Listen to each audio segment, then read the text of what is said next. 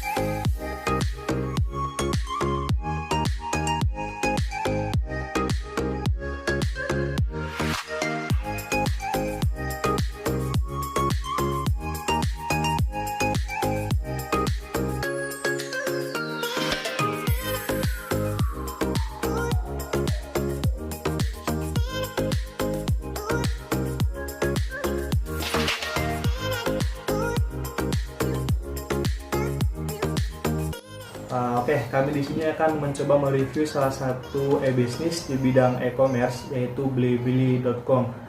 Untuk lebih jelasnya, simak videonya sampai selesai.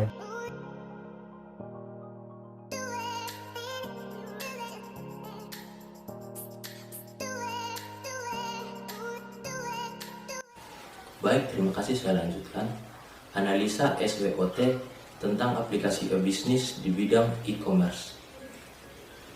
Aplikasi yang akan kami analisa yaitu aplikasi blibli.com. Yang menjadi kelebihan aplikasi blibli.com, yang pertama, tak sekedar berjualan, situs ini menawarkan jasa informasi bisnis, interaksi pengguna, hingga iklan. Yang kedua, dalam proses pembelian dan pembayaran, pelanggan juga selalu diberi kesempatan untuk mengonfirmasi kembali keputusannya untuk membeli. Kemudian ketika barang sedang kosong atau out of stock, akan ada informasi kapan stok barang akan tersedia lagi. Dengan demikian, pelanggan tidak putus asa dan berpindah ke toko sebelah. Yang ketiga, situs blibli.com ini memposisikan dirinya sebagai social e-commerce yang mengusung tagline Assisting Customer, yang artinya adalah situs blibli.com ini membantu pelanggan agar pelanggan tersebut dapat membantu pelanggan lainnya. Yang keempat, situs online shopping ini telah memakai sistem keamanan yang sudah mendapat sertifikasi dari Sistem Standar Keamanan Transaksi Online di dunia, serta mitra perbankan yang terpercaya di seluruh dunia. Kelima, sebagai online mall, blibli.com juga mencoba menawarkan berbagai kemudahan bagi para pelanggan. Yang keenam, blibli.com dikenal di seluruh Asia karena sering menjadi sponsor pada ajang badminton. Jadi tadi merupakan kelebihan aplikasi blibli.com. Sekian dan terima kasih.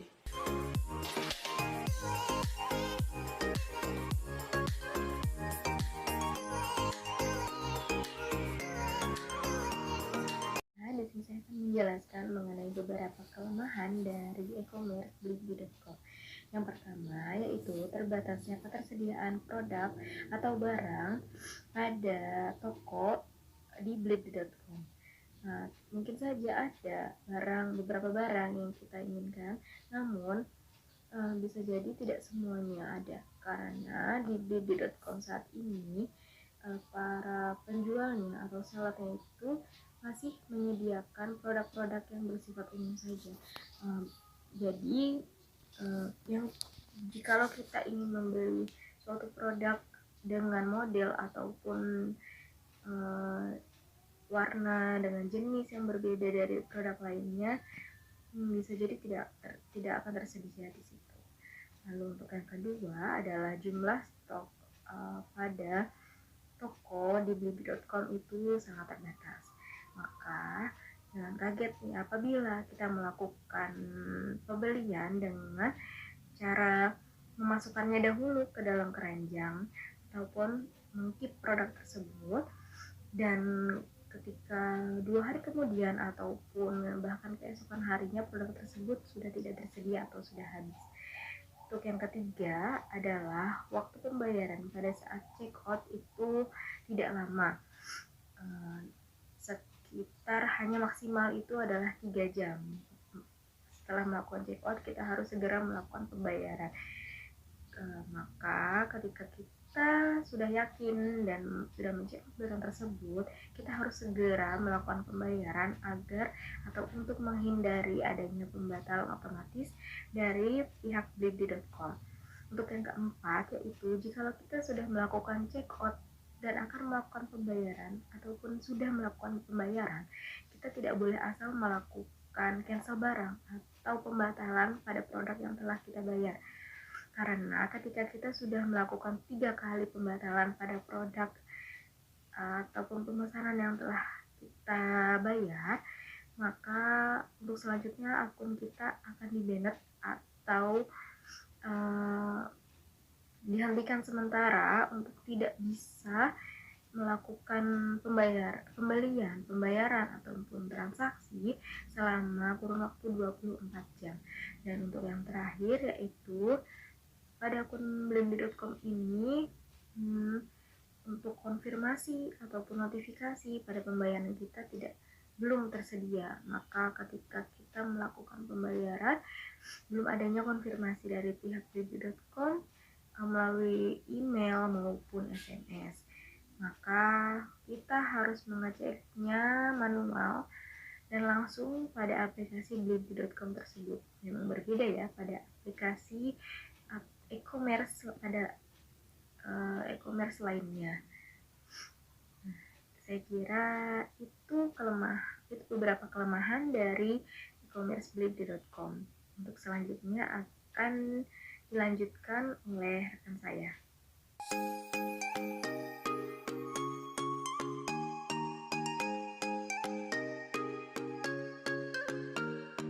Baik, saya akan melanjutkan dari rekan saya untuk menjelaskan tentang peluang e-commerce. Yang pertama, peningkatan daya beli dan manajemen di wilayah luar Pulau Jawa. Data internal Sirpo yang diperoleh dari kampanye Harbolnas 12.12 lalu menunjukkan peningkatan transaksi e-commerce yang cukup signifikan dari wilayah-wilayah di luar Pulau Jawa seperti di Bengkulu, Nusa Tenggara Barat, dan Papua. Yang kedua, pertumbuhan industri e-commerce di Indonesia didominasi oleh usaha-usaha retail yang terdiri dari beberapa kategori seperti fashion, consumer goods, produk-produk kecantikan maupun kesehatan. Pertumbuhan pesat ini banyak difasilitasi oleh kehadiran marketplace. Dengan kemudahan dalam membuka toko online, kini pelaku bisnis dapat menawarkan jasa atau produk secara digital dengan jangkauan yang lebih luas. Dan yang ketiga, konsumen di era modern cenderung memiliki kebiasaan belanja yang memanfaatkan platform online sekaligus offline. Menurut data dari McKinsey, 20% pelanggan Indonesia cenderung melakukan riset produk di toko online sebelum membeli produk tersebut di toko offline. Dan yang terakhir, keempat, prospek atau peluangnya cukup besar untuk dikembangkan di era modern saat ini. Sekian dan terima kasih.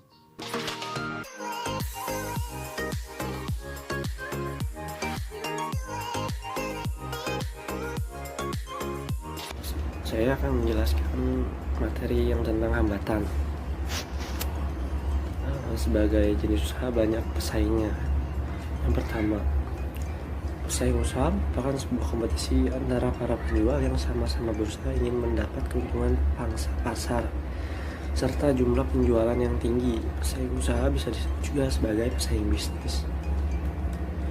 Persaingan usaha menjadi salah satu resiko besar yang harus dihadapi para pelaku bisnis. Bagaimana tidak, minat menjalankan usaha saat ini sangat besar, bahkan banyak sekali yang menjalankan usaha di bidang yang sama. Tentu hal tersebut tidak dapat dipungkiri dan dicegah oleh mereka yang telah menjalankan bisnis karena kreativitas dan inovasi juga terus berkembang. Seorang pesaing dapat muncul karena ia menemukan celah untuk masuk, menciptakan produk atau jasa yang lebih unggul dari yang sudah ada sebelumnya dan tentunya lebih memenuhi kebutuhan konsumen. Yang kedua, dalam era global seperti sekarang ini, persaingan tidak hanya ada pada lingkup dalam negeri ataupun seluruh dunia, adalah pesaing kita. Nah, kadang kalau kita belanja online, kita juga ketemu barang kiriman yang dari Cina atau luar negeri. Nah, salah satunya itu adalah pesaing dari kita yang menjualnya dari dalam negeri.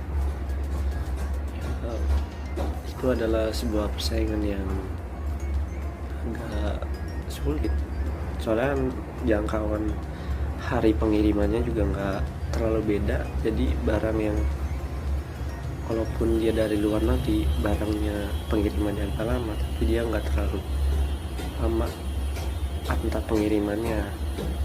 Itu. Yang ketiga, persaingan dalam pemasaran yang semakin berat. Nah, misalnya tuh persaingan dalam pemasaran yang semakin berat, di sana kita masarin di sana sudah ada, masarin di sini sudah ada.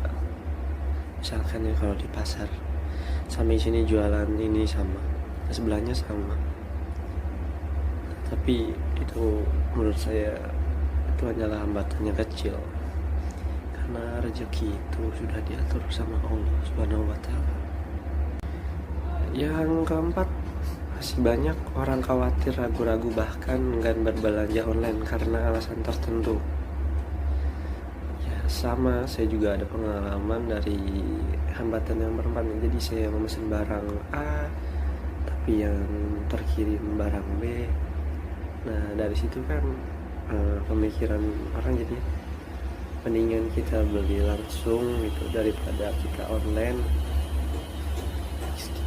Kita mestinya barang A, ternyata yang dikirim barang B. Nah, di situ tuh jadi akan menjadi keraguan ke depannya. Akan di situs-situs online yang keterangannya pengiriman A B itu dikomentarinnya negatif, bisa jadi tidak laku itu. Bahkan bintangnya jadi sedikit. Kalau bintangnya jadi sedikit, dia itu tidak bakal muncul di dalam pencarian gitu, paling bawah. Yang kelima, ada ancaman dari penyedia jasa iklan web. Itu tuh sebenarnya bisa dicegah ya. Selalu gunakan koneksi pada jaringan yang aman, selalu up to date, gunakan server hosting yang aman, pahami tentang link Anda, tetap waspada.